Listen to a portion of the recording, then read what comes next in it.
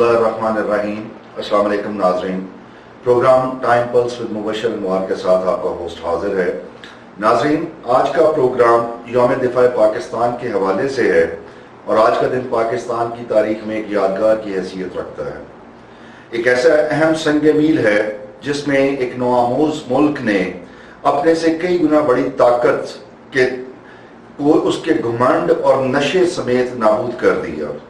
उसके जिमखाना लाहौर में नाश्ते की ख्वाहिश को चकनाचूर करके रख दिया और उसे ऐसे जख्म दिए कि मैदान ज़र्ब व हर्ब में दुश्मन हमेशा इस सब को याद रखेगा।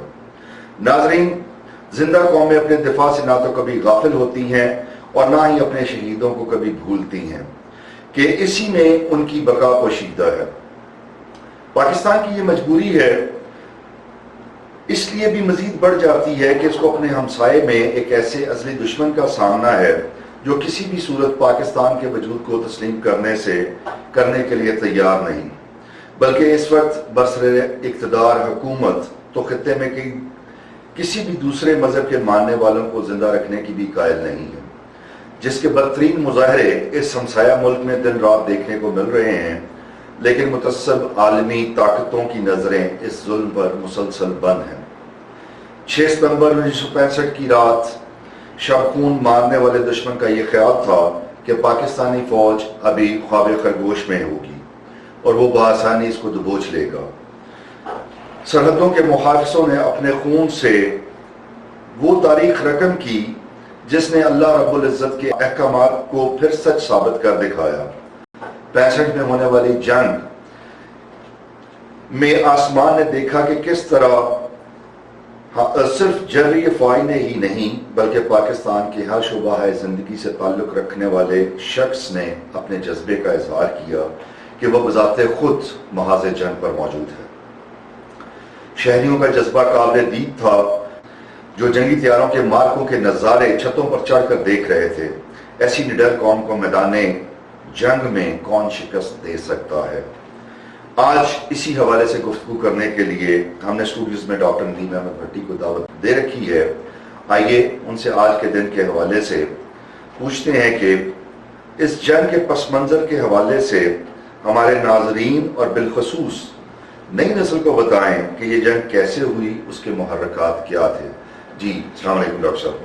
बहुत शुक्रिया मुबशर साहब, आपकी बात बिल्कुल बजा है कि जो 65 की वार है ये वाकई एक याद रखने वाली बात है और इसको हमारी आने वाली नस्लों तक मुंतकिल करने की ज़रूरत है कि वो वार क्या थी, क्यों हुई, उसमें हमने क्या क्या अचीव किया।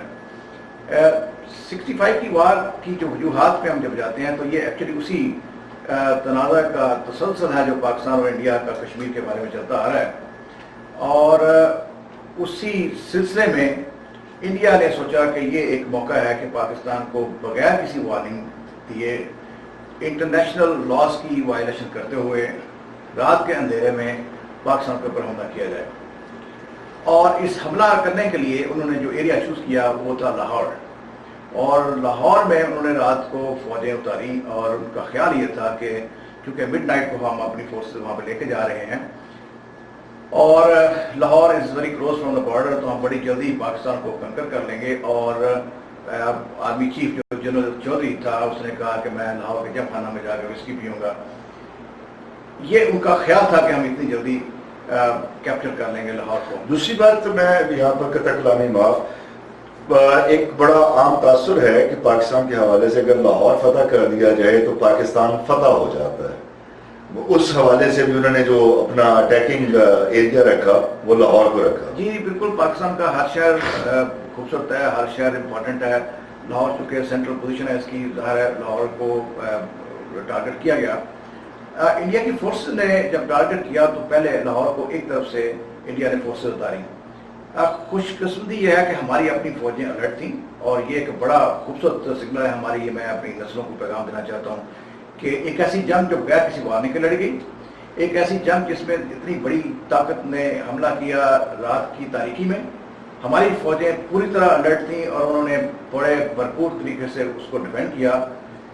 इंडिया मजबूर हुआ लाहौर से अपने अटैक को एक और तरफ से करने के लिए, और लाहौर के ऊपर अटैक दो तरफ से किया गया और हमारी फोर्सेस दोनों तरफ से भी अलर्ट थी और हमने یہ پورا انڈیا کا حملہ جو ہے اس کو بلاک یہ کیا. محاذ انہوں نے پھیلا دیا، محاذ جنگ جو تھا اس کو اسپریڈ آؤٹ کر کے. بیسک کیونکہ ٹارگیٹ لاہور تک پہنچنا تھا، تو جو انہوں نے مین جو ٹریک چوز کیا اٹیک کے لیے وہ پاکستان نے بلاک کیا. تو انہوں نے ایک آلٹرنیٹو ٹریک سے لاہور کے اوپر اٹیک کرنے کی کوشش کی، پاکستان نے وہاں سے بھی بلاک کیا. اور وہ جو خواب تھا کہ ہم لاہور پہنچیں گے، وہ خواب جو ہے ان کا بالکل ٹوٹ گیا.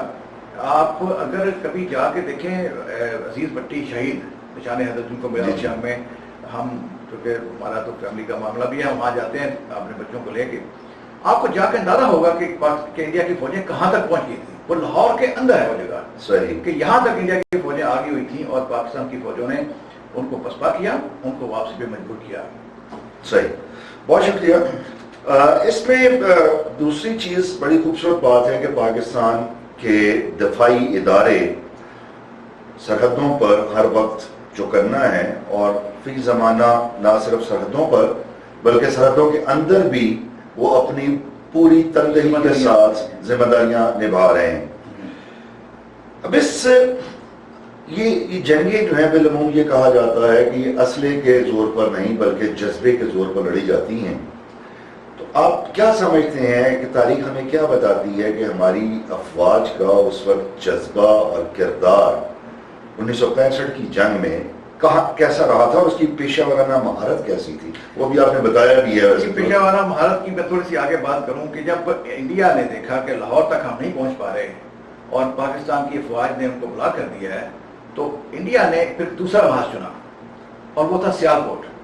اور سیالکوٹ میں ورلڈ وار 2 کے بعد جو دنیا کی سب سے بڑی ٹینکوں کی جنگ ہوئی ہے وہ وہاں پہ کیمپ کرنے سیالکوٹ کے بعد وہاں پہ ہوئی. لیکن پاکستان کی افواج وہاں بھی جو کرنا تھی، اور وہاں بھی ہم نے بڑی بری طرح انڈیا کو بلاک کیا بلکہ پسپائی پہ مجبور کیا کہ ہمارے پاس تھوڑا اسلحہ تھا، تھوڑے ٹینک تھے، اور ہم نے اپنے سے بہت بڑی فوج پہ جو آپ کا یہ کوشچن ہے کہ جذبہ کہاں تک کام کیا، جذبہ ڈیفینیٹلی بہت کام کیا. اور میں آپ کو بتاؤں کہ اس وقت جو پاکستان کے عام شہری تھے، جو فنکار تھے، جو کھلاڑی تھے، جو فوجی تھے، جو سپاہی تھے، جو گورنمنٹ امپلائی تھے، جو مزدور تھے، وہ سارے اس وقت پاکستان کے دفاع کے لیے افواج کے ساتھ تھے. اور پاکستان نے دونوں محاذوں پہ سیالکوٹ اور لاہور پہ انڈیا کو پسپائی عوام کی بھرپور معاونت اور مدد ان کو شامل موجود تھی. شور بالکل تھی. صحیح. اور آپ یہ دیکھیے کہ اس سارے میں تھوڑا جنگ کی تھوڑی اور آپ کو تصویر دکھاؤں کہ جب انڈیا دونوں طرف سے پسپا ہوا تو اس سارے اٹیک کے رزلٹ میں پاکستان کا 400 میل علاقہ انڈیا کے قبضے میں آیا. جی. لیکن پاکستان کی افواج نے انڈیا کا 1600 مربع بھی اپنے قبضے میں کیا. صحیح. اور اس کی وجہ سے پاکستان کی ایک قوت جو ہے وہ سامنے آئی، اور 17 دن کی جنگ کے بعد یہ بالآخر اقوام متحدہ کے کہنے پہ یہ جنگ بندی کی گئی. اس میں ڈاکٹر صاحب میں یہ سمجھتا ہوں جب ہم جذبے کی بات کر رہے ہیں تو ایک طرف اگر جذبہ دیکھا جائے تو وہ اپنے اقتدار یا حوث سلطنت کو بڑھانے کا تھا، تو دوسری طرف جو علم بلند کیا گیا تھا وہ اللہ کی رضا کے لیے اور اللہ کے قوانین کے نفاذ کے لیے. اس حوالے سے تو یہ ایک بڑا میجر فرق نظر آتا ہے دونوں افواج میں. اور یہ حقیقت ہے کہ بحیثیت مسلمان ہمارا یہ عقیدہ ہے کہ ایمان ہے کہ جب آپ اللہ کی راہ میں نکلتے ہیں تو اللہ کی مدد شامل حال رہتی ہے. بہرحال یہ تو تھا ہماری افواج کے حوالے سے کہ ہماری افواج نے پیشہ ورانہ طور پر کیسے کیا اور ان کا جذبہ اور کردار کیا رہا.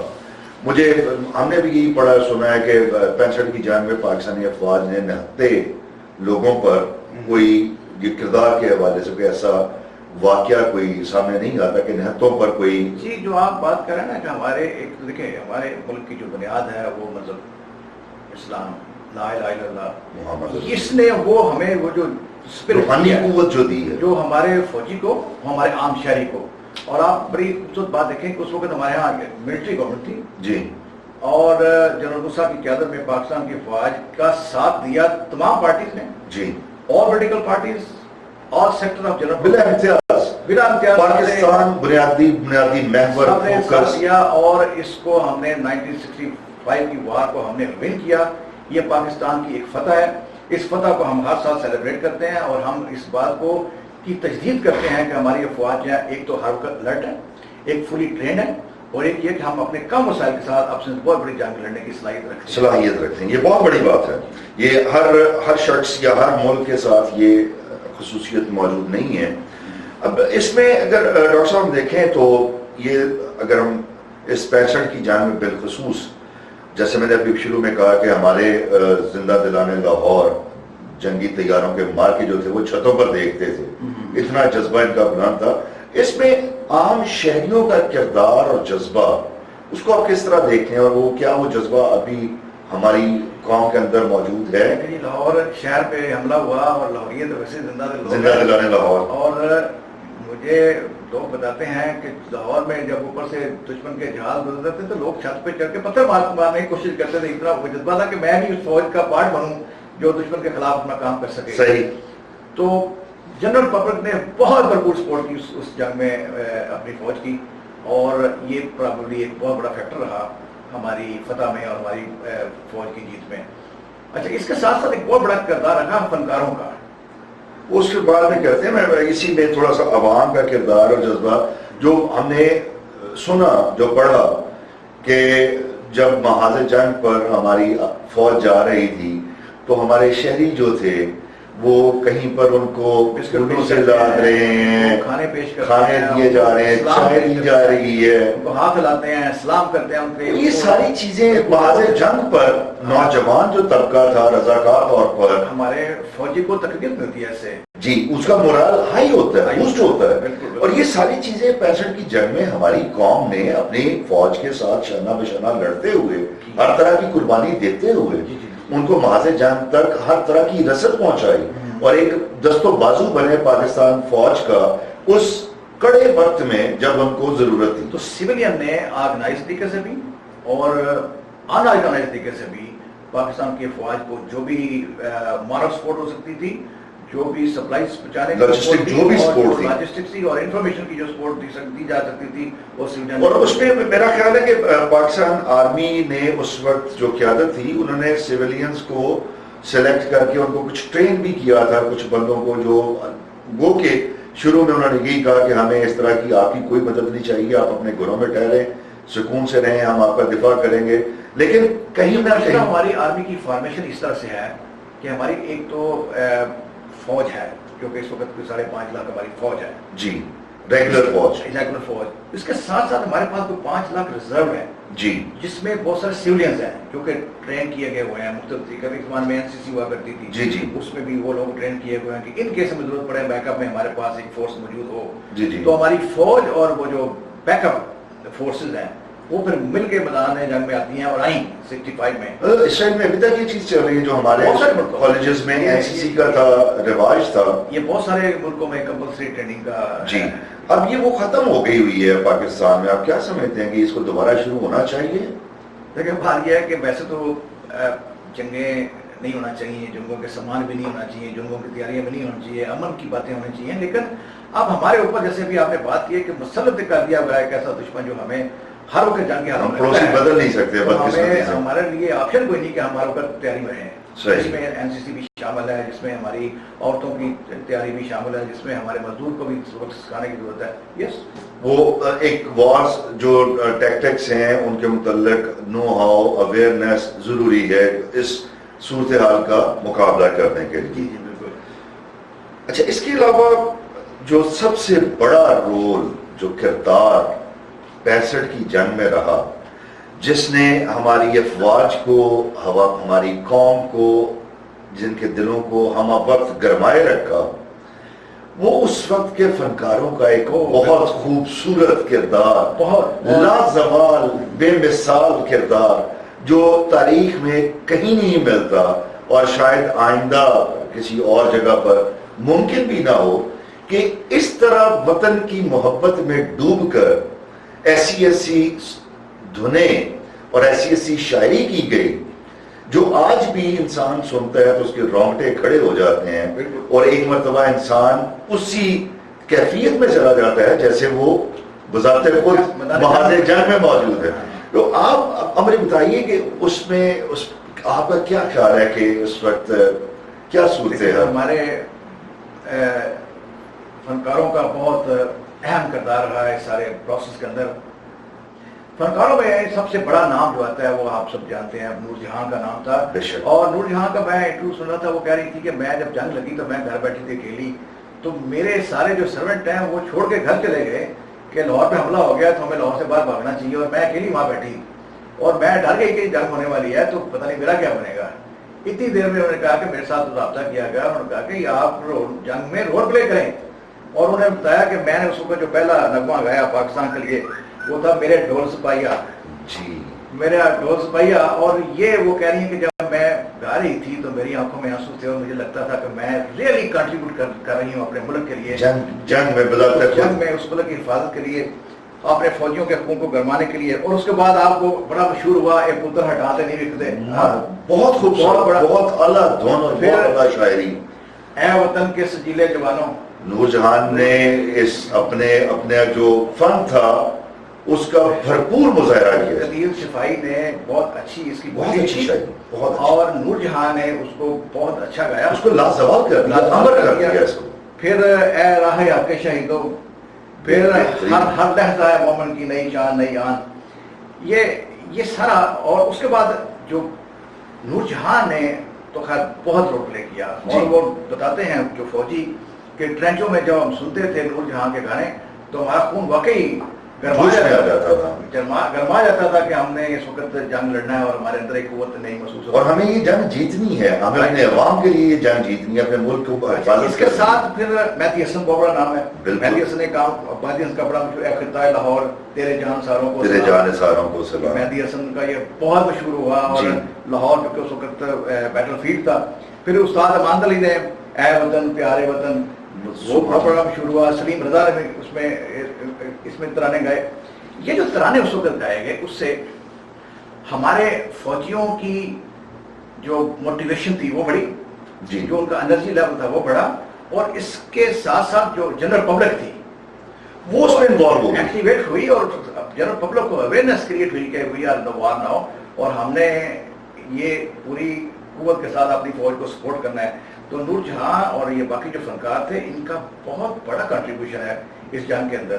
मुझे यकीन है कि पाकिस्तान को जब भी मौका मिलता है, जब भी वक्त आता है, चाहे वो क्रिकेट का मैच होता है, चाहे वो हमारी कोई भी सिचुएशन होती है, ये फनकार आते हैं मैदान में। बिल्कुल पाकिस्तान के खिलाड़ियों का, फौजियों का, जनरल पब्लिक का वो मोरल हाई करते हैं। ऐसे ही है, बिल्कुल ऐसे ही। और मेरा ख्याल है कि आज भी जो हमारे जो तराने बन रहे हैं, मिली नगमे जो बन रहे हैं, उनमें भी गो के ट्रेंड वहां से शुरू हुआ है, ट्रेंड वहीं से शुरू हुआ, और उसमें भी वो चीज हमें नजर आती है जब हम उन मिली नगमों को सुनते हैं। अभी एक बच्चे ने बड़ा खूबसूरत जो नगमा गाया, आपने सुना होगा, जिसमें वो कहता है कि मैं अपनी जान निसार कर मैं वतन, छोटे से बच्चे रहे, बहुत खूबसूरत गाना है, जिसपे एयर मार्शल अमानुल्लाह साहब ने जाकर उस बच्चे को प्यार किया, और उनके शायद उन्होंने ये भी कहा कि अभी हम मौजूद हैं और आपके अभी बारी बात है। फनकारों का जो कंट्रीब्यूशन है ये किसी से कम नहीं है, और हमारे फनकार बहुत तहसीन के लायक हैं। हमेशा पाकिस्तान की हर जगह जब भी आड़ा वक्त आया है, मुश्किल वक्त आया है, कड़ा वक्त आया है, ये कौम और फौज के साथ खड़े रहे हैं और इन्होंने अपना किरदार बखूबी निभाया। कहीं पर इन्होंने ये महसूस नहीं होने दिया कि ये इस रो से, इस लहर से बाहर। जी इसमें ये सारी चीजें तो हमारी इंटरनल हो गई डॉक्टर साहब, जिसमें हमारी अफवाज का किरदार क्या रहा, हमारे अवाम का किरदार क्या रहा, हमारे जो फनकार हैं उन्होंने क्या रोल प्ले किया, ये तो इंटरनल सारी चीजें हैं। अब कुछ ऐसे हकायक हैं, कुछ ऐसी चीजें हैं जो इंटरनल से ज्यादा एक्सटर्नल हैं। राइट। अब हमेशा से एक चौकीदार, एक वॉचमैन, एक ठेकेदार आलमी कुरास पर रहा है, कभी दो थे आज एक है। तो आप क्या समझते हैं कि 65 की जंग में उन आलमी ताकतों का इस खित्ते की बर्बादी के हवाले से क्या किरदार रहा है? ये बहुत ही अहम सवाल है जो हमारी नई नस्ल के लिए जानना बहुत जरूरी है। देखिए, इस बर्बादी वाली बात बाद में करते हैं, पहले आबादी की बात करें। जी जरूर। कि दुनिया चूंकि ग्लोबल विलेज है, जी बिल्कुल है, कोई जंग अकेले नहीं लड़ी जा सकती। आपको एक अपना ग्रुप बनाना पड़ता है, अपनी लॉबिंग करना पड़ती है, अपने साथ मुख्तलिफ कंट्रीज को लॉबी करना पड़ता है। पाकिस्तान ने भी किया, اور اس وقت جو کنٹری کھل کے پاکستان کے ساتھ جنہوں نے ساتھ دیا پوری قوت کے ساتھ فائنینشلی اینڈ ادروائز، وہ کنٹری تھے ایران. جی، لاجسٹک سپورٹس. ایران نے بڑا سپورٹ دیا پاکستان کو، سعودی عربیہ بہت زیادہ، ٹرکی بالکل دیا. پاکستان، ایران، سعودی عربیہ اینڈ ٹرکی، یہ تو 3 وہ مسلم ممالک تھے جنہوں نے ایک مسلم ریلیشن شپ کی بنیاد پہ ہمارا ساتھ دیا. کھلے عام انہوں نے ہماری اس وقت مدد کی. جو چوتھا کنٹری جس نے ہماری اس وقت سپورٹ کی وہ تھا چائنا.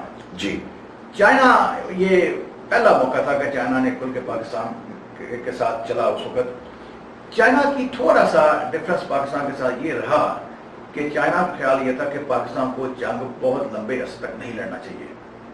چائنا کی یہ اوپینین تھی، اور ایک سٹیج کے بعد چائنا کا خیال تھا کہ اب ہمیں سیز فائر کرانا چاہیے. اور اس وقت پھر یہ قرارداد گئی UN میں، جس میں چائنا نے بہت بھرپور سپورٹ کیا پاکستان کو. فرسٹ ٹائم جہاں پہ UN میں باقاعدہ یہ ڈکلیئر ہوا کہ انڈیا واز اوفینسو، انڈیا نے انٹرنیشنل قوانین کی خلاف ورزی کی ہے، اور انڈیا جو ہے وہ ہاسٹائل کنٹری ہے. یہ اس قرارداد میں چائنا نے اپروو کرایا، اور پاکستان کی فیور میں وہ ساری قرارداد منظور ہوئی، اور جنگ بندی باقاعدہ ہوئی 17 دن کے بعد. چائنا کا بڑا بھرپور ساتھ رہا ہمارے ساتھ. اس کے ساتھ ساتھ ہوا کہ چائنا نے پاکستان کی جب جنگ بندی ہو گئی تو پاکستان کی جو لاس ہوا اس کی کمپنسیشن کے لیے $60 ملین چائنا نے اس وقت پاکستان کو دیے to compensate that loss which Pakistan faced because of the war. اس کے ساتھ ساتھ پاکستان کو ویپن اور اسلحہ اور ٹینک دیے فار دا کمپنسیشن. چائنا اس کے بعد سے پاکستان کا اور چائنا کا جو ریلیشن شپ ہے وہ بہت اسٹرانگر ہوتا گیا. اسٹریٹجیکلی بہت اسٹرانگ اور ڈیپ ہوتا رہا. اسٹریٹجیکلی بھی ویسے بھی ہمارے ان کے ساتھ بڑے ریلیشن شپ ہے، لیکن ریلیشن شپ کا جو سٹارٹ ہے وہ 65 کی وار کے بعد. اب ذرا ان کریکٹر کا بھی نام لیا جائے جنہوں نے بربادی میں حصہ لیا. وہ تھے یونائیٹڈ اسٹیٹس آف امریکہ. ہم امریکہ کے ساتھ 2 بڑی آرگنائزیشن کا پارٹ تھے، سیٹو اینڈ سینٹو. جی، سیٹو اینڈ سینٹو کا پارٹ ہونے کی وجہ سے امریکہ واز باؤنڈ کہ وہ پاکستان کو سپورٹ کرے، پاکستان کو سپورٹ دے اس جنگ میں. لیکن اس ٹائم کے اوپر پاکستان کا اسلحہ کی سپلائی جو ہے وہ امریکہ نے روک دی. یہ امریکہ کا رول رہا، اور وہ دن کے بعد سے ایک ڈسٹرسٹ ٹورڈ امریکہ جو ہے پاکستان کی عوام کے اندر پایا جاتا ہے کہ امریکہ ریلائبل نہیں ہے. صحیح، امریکہ کی ریلائبلٹی نہیں ہے امریکہ کا جو کانسیپٹ ہے یہ 65 کی وار کے بعد آیا. اور چائنا ریلائبل ہے، یہ اس کے بعد یہ سعودی عربیہ، ٹرکی، ایران یہ ریلائبل ہیں کیونکہ انہوں نے اس وار میں ہمارا ساتھ دیا، بھرپور ساتھ دیا، بالکل اس میں کوئی شک نہیں. لیکن امریکہ نے ہماری اس وقت سپلائی روکی، اور چائنا نے امریکہ کی طرف سے امبارگو لگنے کے باوجود پاکستان کو اسلحہ کی سپلائی جاری رکھی اور اس کو سپورٹ بھی کیا، اور اس سارے پاکستان کی جنگ میں بھی سپورٹ کیا. جنگ کے بعد UN میں جتنا کام ہوا اس میں پاکستان کی سپورٹ کی چائنا نے. تو اس طرح ہوا ہمارے پاس کہ ایک گروپ تھا جس نے ہمیں سپورٹ دیا، اور امریکنز نے ہمیں اس جنگ میں وہ سپورٹ نہیں دی جس جو ہم ان سے ایکسپیکٹ کرتے تھے، کیونکہ ہم سیٹو سینٹو کے ممبر تھے، اور ان ممبرشپ کا تقاضا یہ تھا کہ وہ ہمیں ہماری جنگ میں ہمارا ساتھ دیتے، لیکن انہوں نے نہیں کیا. بہت شکریہ ڈاکٹر صاحب. ناظرین، یہ تھا آج کا پروگرام جو ایک انتہائی تاریخی حوالے سے تھا، اور 6 ستمبر کی یاد میں ہم نے یہ پروگرام کیا ہے تاکہ ہم اپنی آنے والی نئی نسل کو ان حقائق سے روشناس کروا سکیں جن حالات سے پاکستان اس وقت گزرا، اور پاکستان کی افواج اور قوم نے یکجان 2 کالم ہو کر یہ مارکا لڑا، اور اپنے سے کئی گنا بڑے طاقتور دشمن کو اس کو شکست دی، اس کے دانت کھٹے کیے، اس کے خواب جو تھے ان کو چکنا چور کیا. آج بھی اسی جذبے کی ضرورت ہے. پاکستان اس وقت جن حالات سے گزر رہا ہے ناظرین، اس میں آج بھی ہماری قوم کو، ہماری افواج کو، ہماری حکومت کو اور تمام سیاسی پارٹیوں کو اسی جذبے، اسی اتحاد، اسی یکجہتی کی ضرورت ہے.